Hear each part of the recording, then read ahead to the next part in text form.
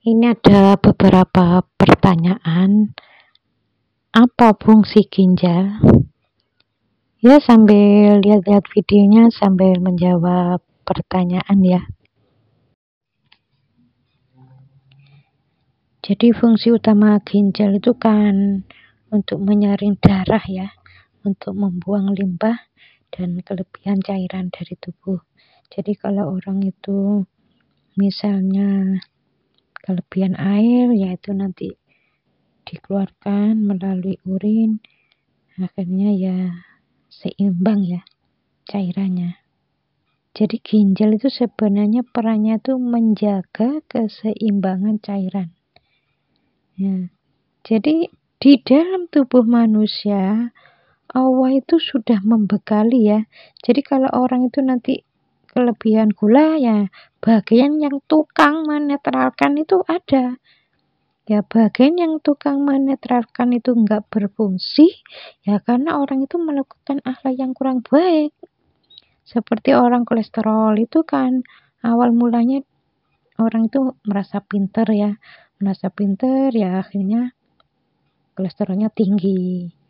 Diawali memang dari kolesterol tinggi ya, karena merasa pinter kolesterol tinggi, terus setelah itu dia kaku di dalam rumah tangga, kalau nyuruh tuh harus, kalau enggak jengkel marah, itu kena gula darah.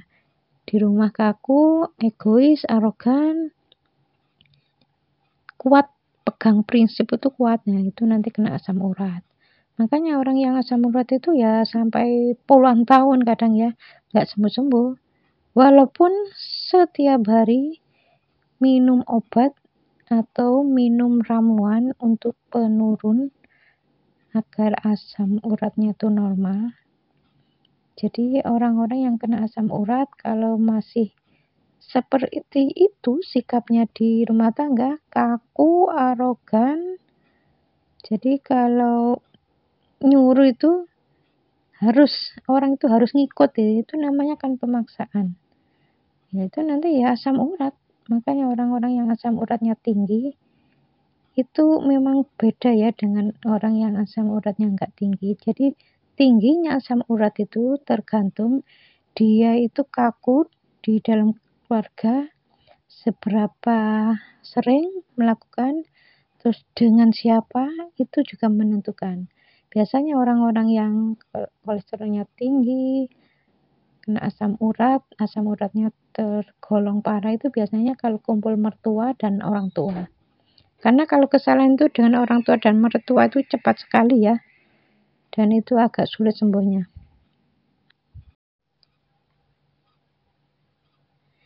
Jasad yang sakit kita maklum, kita tahu.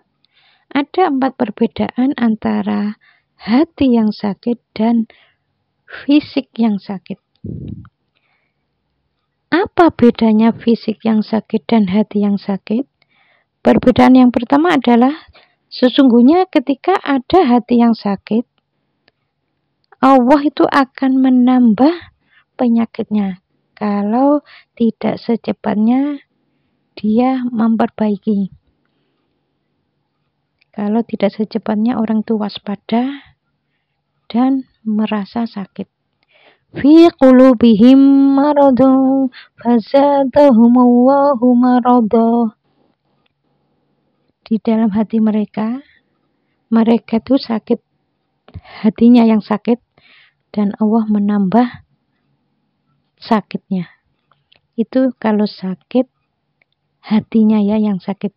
Tapi kalau fisiknya yang sakit, Allah itu tidak menambah, malah mengurangi. Kan banyak ya contohnya orang-orang yang punya sakit, ya misalnya sakit berat ya, sakit fisik yang berat, dengan adanya berikhtiar terus berdoa pada Allah Ta'ala, akhirnya Allah itu mengabulkan ya, yang tadinya sakitnya itu parah ya akhirnya berkurang dan sembuh. Itu yang pertama ya perbedaannya.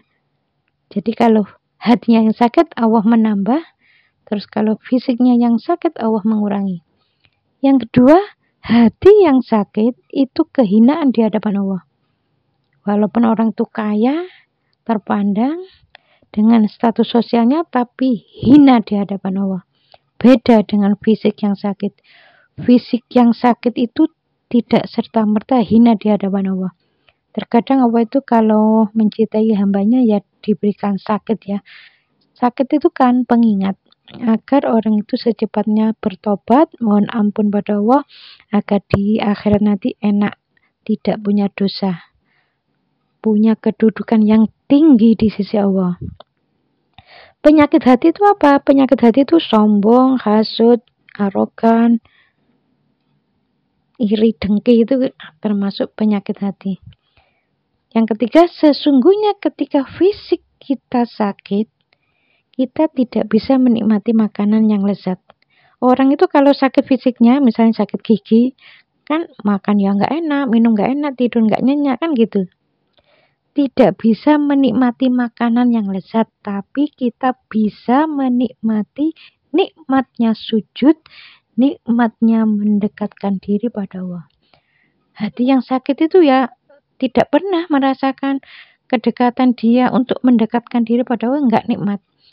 Sholat yang nggak nikmat, baca Quran nggak nikmat, sujud yang nggak nikmat.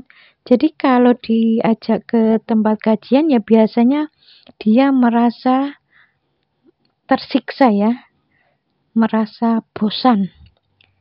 Ya bukan karena gurunya yang salah ya, atau bukan kajiannya yang salah, tapi ya memang hatinya tuh rusak. Hati itu kalau sudah rusak ya seperti itu. Kenikmatan taat itu tidak bisa dirasakan. Ya itu perbedaannya ya.